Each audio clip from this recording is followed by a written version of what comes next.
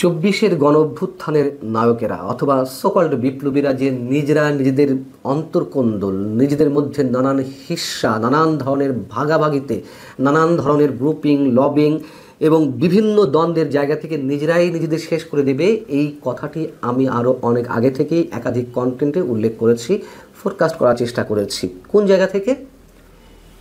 ইতিহাস যে আমাদের শিক্ষা দেয় সেখান থেকেই। তার কারণ বিপ্লবী বলুন, অভ্যুত্থানকারী বলুন বা আদর্শিক রাজনীতি বলুন, এইগুলোতে যখন পচন ধরে, এগুলোতে যখন গিভ অ্যান্ড টেকের বিষয় চলে আসে, এইগুলোতে যখন লোভের একটা ভয়ঙ্কর জায়গা কেন্দ্রভূত হয়ে পড়ে, তখন এগুলো আর থাকে না। এবং এই বিপ্লবীদের, কথিত বিপ্লবীর ক্ষেত্রে আমরা সেই বিষয়গুলোই দিনে দিনে স্পষ্ট হতে দেখছি এবং তারা যে শেষ হওয়ার পথে, সেগুলো আমাদের সামনে খুব দ্রুত গতিতে প্রকাশ পাচ্ছে। সে বিষয়ে সামান্য কয়েকটা উদাহরণ দেব।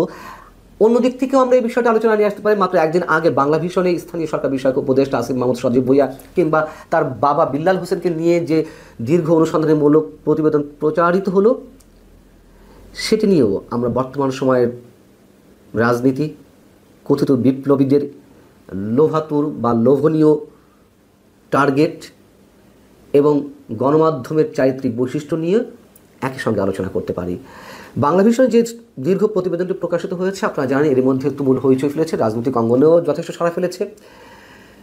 বিশেষ করে এই প্রতিবেদনটি আসিফ মাহমুদ সজীব ভুঁইয়া এবং তার বাবাকে কেন্দ্র করেই করা।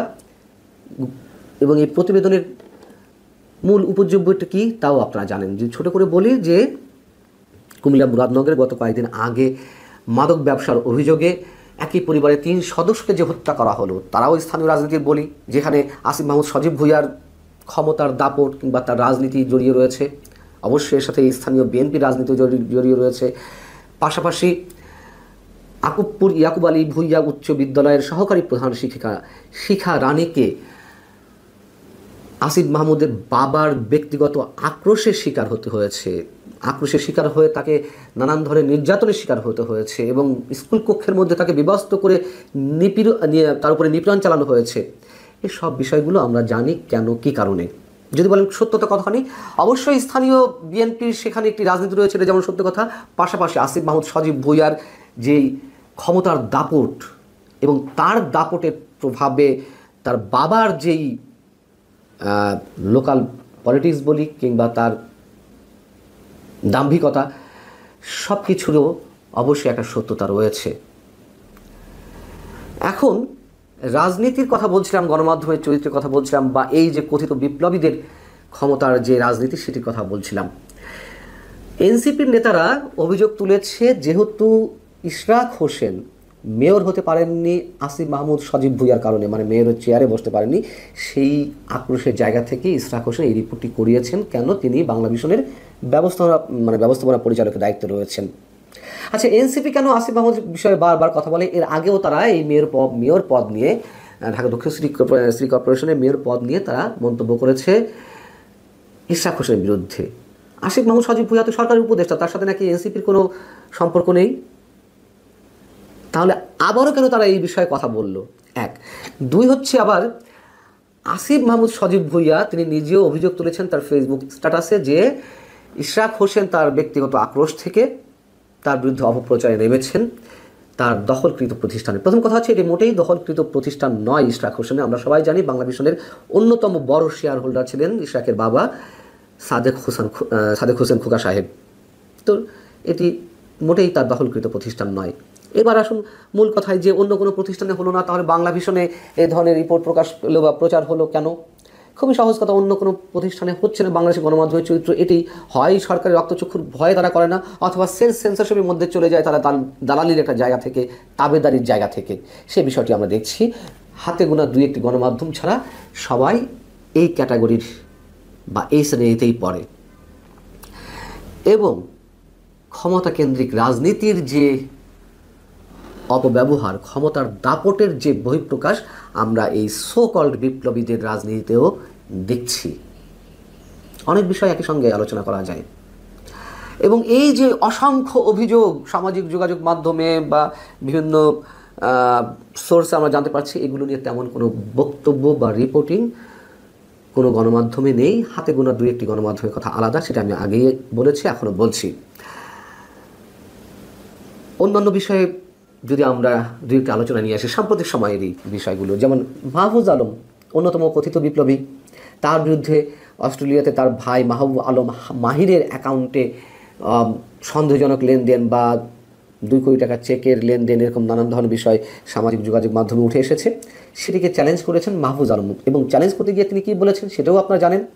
নিজেদের মধ্যকার যেই ক্ষমতার রেষারেষি, দ্বন্দ্ব, ভাগাভাগির এক ধরনের অমীমাংসা জায়গা থেকে তারা একে অন্যের পিছনে লেগে উঠেছে। যেমন মাহফুজ আলম কী বলছেন, তিনি বলছেন যে আজকাল অনেকের লেজ কাটা যাচ্ছে বলে আমার বিরুদ্ধেও লেগেছেন। খেয়াল করুন, নতুন একটি দলের কয়েকজন মহারথী এতে জড়িত। নতুন দল কোনটি? এনসিপি। তার মহারথী কারা? এই যে আসিফ মাহমুদ সজীব ভুইয়া কিংবা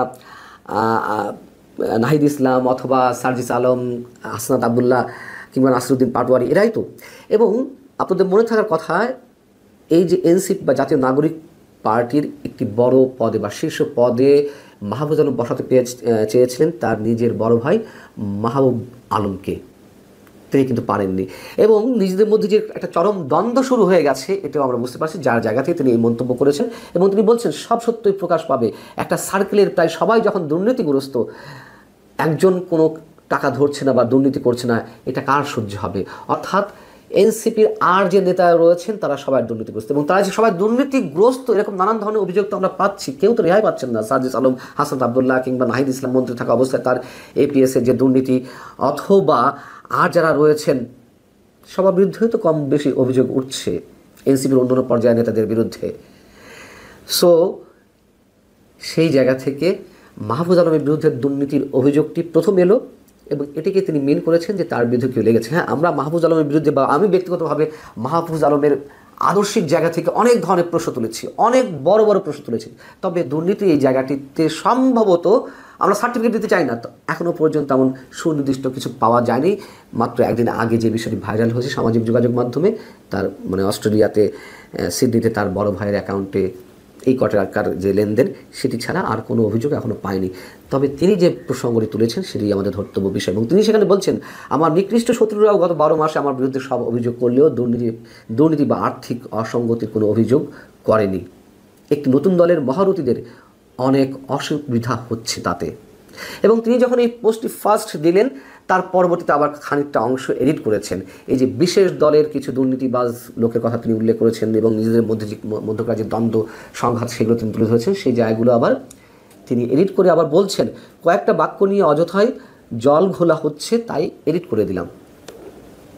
এখন এনসিপি নেতাদের বিরুদ্ধে তদবির বাণিজ্য, মামলা বাণিজ্য, নিয়োগ বাণিজ্য, ঘুষ বাণিজ্য, দুর্নীতি, পদবি নিয়ে দ্বন্দ্ব, মারামারি, সংঘর্ষ, এগুলো তো আমরা গত 11 মাসে ক্লান্ত হয়ে গেছি দেখতে দেখতে। এগুলো তো আর অভিযোগের পর্যায়ে নেই, তাই না? এবং সর্বশেষ পর্যায়ে এনসিপির একজন নেতা রিয়াদ, তিনি যে চাঁদাবাজি করতে গিয়ে আটক হলেন। উমুয়া ফাতেমা বৈষম্যবিরোধী ছাত্র আন্দোলনের মধ্যে কী চলছে সেগুলো তিনি তুলে ধরেছেন প্রকাশ্যে। অতএব গণ অভ্যুত্থানের নায়কেরা লণ্ডভণ্ড হতে চলেছেন, তারা আর সাধারণ মানুষের মধ্যে সম্ভবত আর মানে খুব বেশি দিনের জন্য কোনো ধরনের কোনো গ্রহণযোগ্যতা ধরে রাখতে পারবে না। এটি আমাদের ধারণা, এবং এটি ইতিহাসের শিক্ষা।